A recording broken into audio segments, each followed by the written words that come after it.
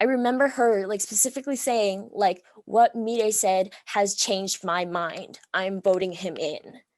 And I was just like, that was just so like, I don't know, not just like validating, but I was like, I felt heard. I felt like not just like, oh, this person's going off because blah, blah, blah. It's like, no, like actually my point of view and my own experiences too were actually being considered and held valuable. I think that's the big thing, is like not feeling like I have to defend myself to an adult like ever. I don't think I've ever had that dynamic with someone who is like more than a generation or a generation above me. They will never understand, issues surrounding my identity, the Black community, low income communities. But one thing that I appreciated was the fact that they were willing to sit there and listen.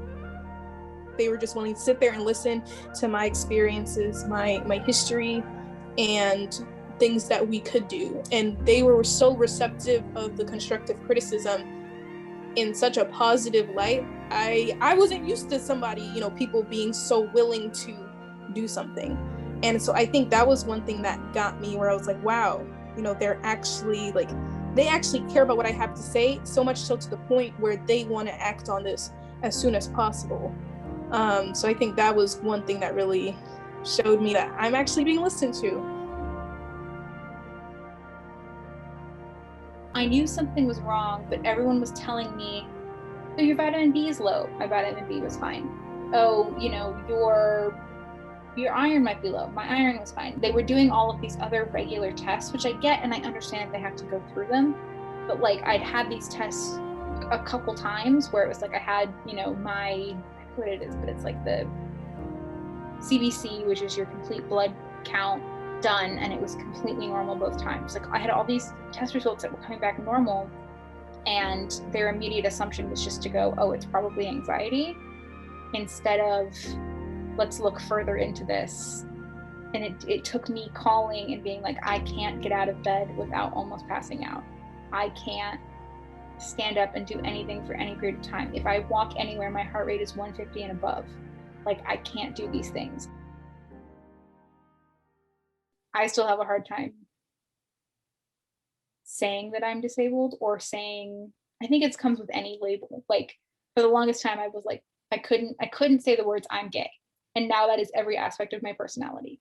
I mean, that doesn't faze me. But when I was a sophomore in high school, when I was a freshman in high school, I would not have been able to say that. Like I would not have been able to verbalize that out loud.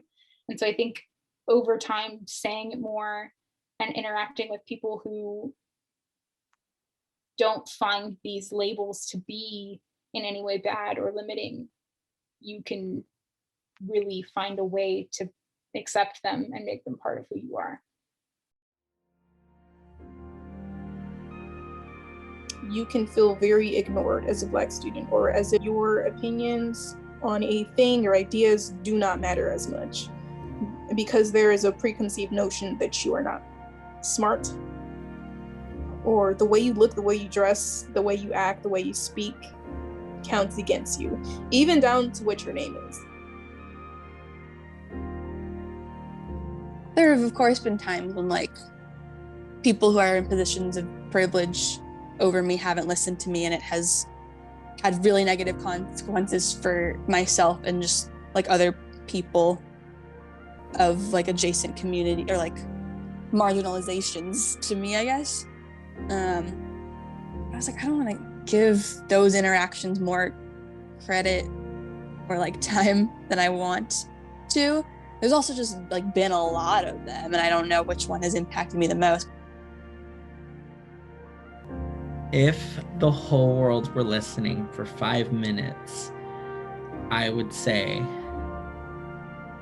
I would just offer to the people like a reminder that like solidarity is something that like connects like our souls together. That's crazy. This is a crazy question, because like, what would you say? Dang.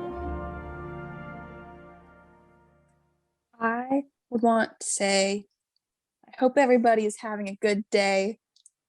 I hope everyone is feeling good in this moment. I think if I was on the receiving end of like hearing someone talk to everyone in the world in the same moment, I would want them to say something along the lines of that. Just something nice and considerate that can be applied to all, like to make everyone feel seen would be really nice. And I would mean it. I would really hope everybody was having a good day. I would probably spend 5 minutes, I think, listing experiences that feel good, like sunny days and eating cake. I would probably just take a long time to like remind everyone that those things feel good. I wonder if someone would want to feel like they've learned something. I don't necessarily think that I would. In those contexts that I'm talking about, it's always with this metaphor of invite us to the table, right? And for me, it's like, well, maybe I'm not being heard because I never had a table, or because maybe this isn't the way that my culture or that my people do this. So invite me to your kitchen. Invite me to your kitchen where the recipes are made. Invite me to the kitchen where my mom and I share laughter and memories. Invite me to the kitchen where I get to learn about my Mexican culture because I was brought here at the age of 1. Invite me to the kitchen because those are the tools that I know how to use. Invite me to the kitchen because those are the spices that I want to share with the world, not the ones that are being fed to me at your table. Like after I read that question, I was like, you know what? I wish that my own self would listen to myself more.